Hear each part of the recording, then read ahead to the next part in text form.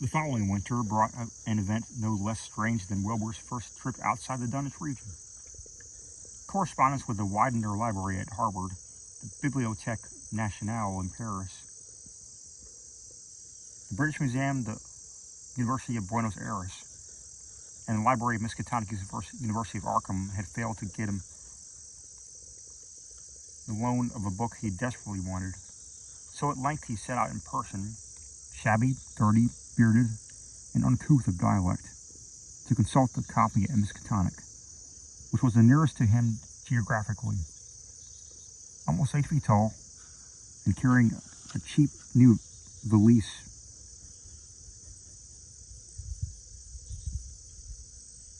from old Osborne's general store, this dark and goatish gargoyle appeared one day in Arkham in quest of the dreaded volume kept under lock and key at the college library, the hideous Necronomicon of the mad Arab Abdul al-Hazarad, an Olus Mormius Latin version. As printed in Spain in the 17th century, he had never seen that city before, but had no thought to save find his way to the university grounds, where, indeed, he passed heedlessly by the great white-fanged watchdog that barked with unnatural fury and enmity, and tugged frantically at its stout chain. Wilbur had with him the priceless but imperfect copy of Dr. Dee's English version, which his grandfather had bequeathed him.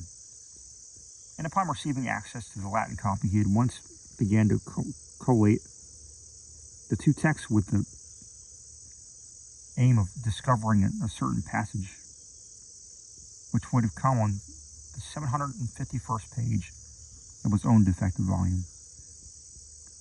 This much he could not civilly refrain from telling the librarian, the same erudite Henry Armitage,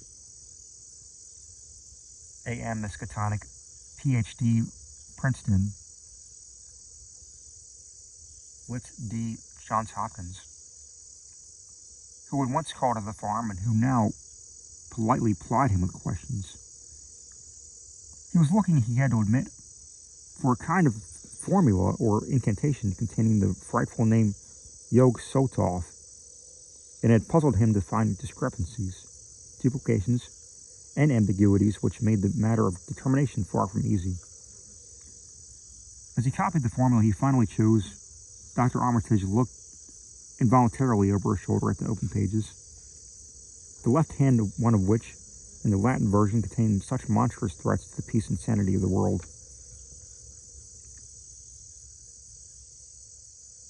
Nor is it to be thought, wherein the text, as Armitage mentally translated it, that man is either the oldest or the last of earth's masters, or that the common bulk of life and substance walks alone. The old ones were, the old ones are, and the old ones shall be. Not in the spaces we know, but between them. They walk serene and primal, undimensioned and to us unseen. Yog Sothoth knows the gate. Yog Sothoth is the gate. Yog Sothoth is the key and the guardian of the gate. Past, present, future, all are one in Yog Sothoth. He knows where the old ones broke through of old, and where they shall break through again. He knows where they have trod earth fields, and where they shall still tread them, and why no one can behold them as they tread. By their smell can men sometimes know them near, but of their semblance can no man know, saving only in the features of those they have begotten on mankind. And of those there are many sorts differing in likeness from man's truest eidolon to that shape without sight or substance which is them. They walk unseen in foul and lonely places, where the words have been spoken and the rites howled throughout their seasons. The wind gibbers with their voices, and the earth mutters with their consciousness.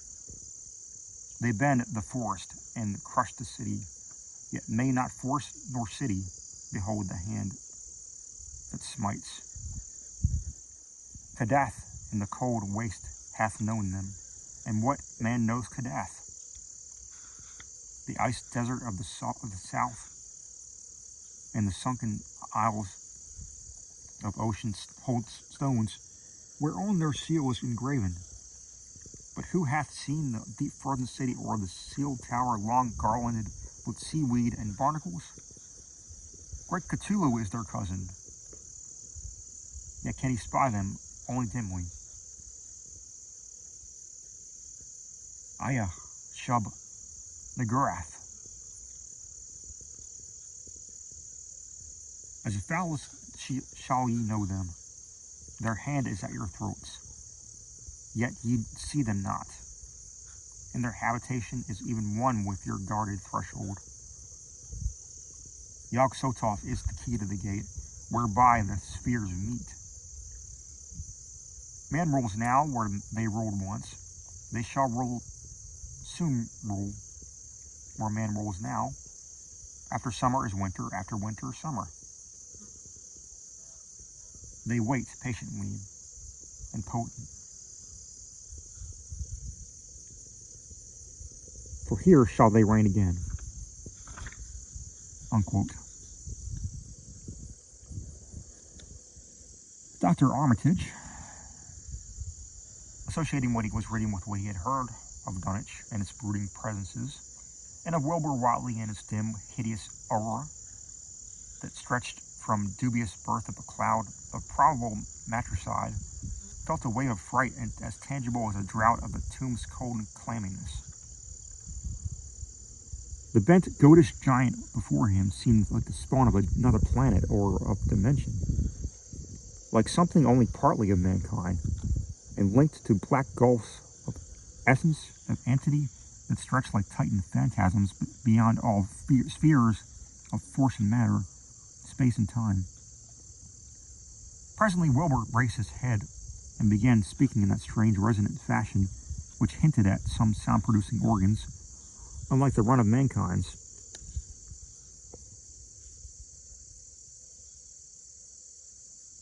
Mr. Armitage, he says, I calculate I've got to take that book home.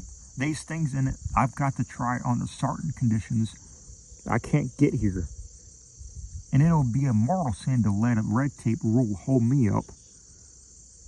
Let me take it along, sir, and I swear they won't nobody know the difference. I don't need to tell you. I'll take good care of it. It wasn't me that put this D copy in the shape it is.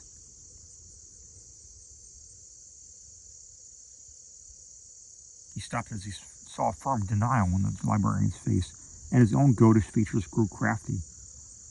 Armitage, half ready to tell him he might make a copy of what parts he needed, thought suddenly of the possible consequences, and he checked himself. There was too much responsibility in giving him such a being a key to such blasphemous outer spheres. Whatley saw how they stood and tried to answer lightly. Well, all right, if you feel that way about it, maybe Harvard wouldn't be so fussy as you be. And without saying more, he rose and strode out of the building, stooping at each doorway. Armitage heard the savage yelping of the great watchdog and studied Whatley's gorilla-like lope as he crossed the bit of campus visible from the window. He thought of the wild tales he heard and recalled the old Sunday stories in the Advertiser. These things and the lore he'd picked up from the Dunwich rustics and villagers during his one visit there. Unseen things not of Earth, or at least not of tridimensional Earth, rush-footed and horrible through New England's glens, brooded obscenely on the mountaintops. Of this he had long felt certain. Now he seemed to sense the close presence of some terrible part of the intruding horror, and to glimpse the hellish advance in the black dominion of the ancient and once passive nightmare. He locked away the Necronomicon with a shudder of disgust, but the room still reeked with an unholy and unidentifiable stench. As a foulness shall ye know them, he quoted. Yes, the odor was the same as that which had sickened him at the Watley farmhouse less than 3 years before. He thought of Wilbur, goatish and ominous, once again, and laughed mockingly at the village rumors of his parentage. Inbreeding, Armitage muttered half aloud to himself. Oh, great God, what simpletons! Show them Arthur Machen's great God pen, and they'll think it a common Dunwich scandal.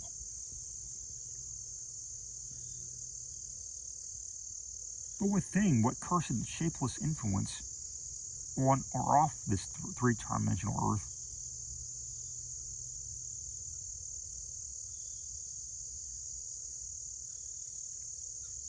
was Wilbur Watley's father. Born on Candlemas, 9 months after May Eve of 1912, when the talk of the queer earth noises reached clear to Arkham, what walked on the mountains the May night, what rude Miss Horror fastened itself onto the world in half-human flesh and blood. During the ensuing weeks, Dr. Armitage set about to collect all possible data on Wilbur Watley and the formless presences around Dunwich. He got in communication with Dr. Houghton of Aylesbury, who had attended old Watley in his last illness and found much to ponder over in the grandfather's last words as quoted by the physician. A visit to the Dunwich village failed to bring out much that was new, but a close survey of the Necronomicon and those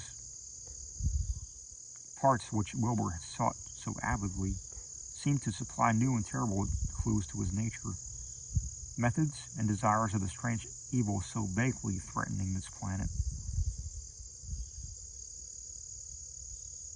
Talks with several students of archaic lore in Boston and letters to many others elsewhere gave him a growing amazement, which passed slowly through the varied degrees of alarm to a state of really acute spiritual fear.